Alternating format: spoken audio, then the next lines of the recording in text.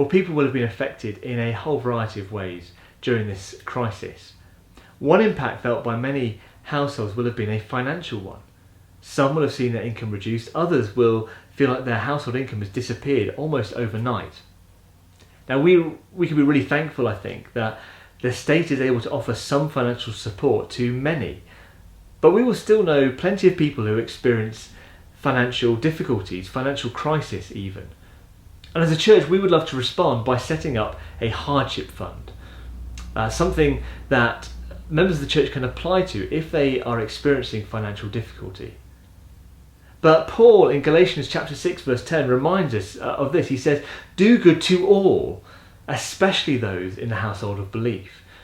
And so we want to be able to use this fund not just as something to which you can apply if you're a member of Grace Community Church and you're experiencing financial difficulty, but something we can use to bless those beyond the church community too.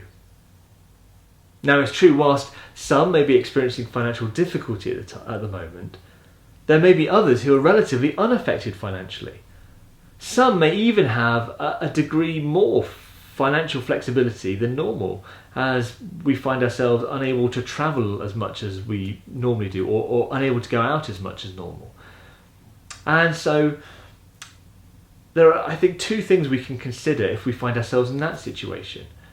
Firstly, I'd love it if you would consider financially contributing to the hardship fund so that we could be a blessing to others. Secondly, I'd love it if you could think creatively about being a financial blessing to those you know around you.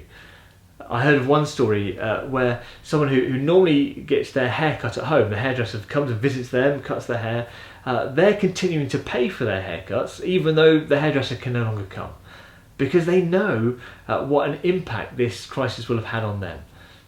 Maybe you employ a cleaner, or maybe you pay for an after-school club, or maybe you contribute regularly to a sports club, all of which you can no longer enjoy at the moment. Perhaps you're in a position where you can continue to pay for these things, even though you no longer receive the goods and services.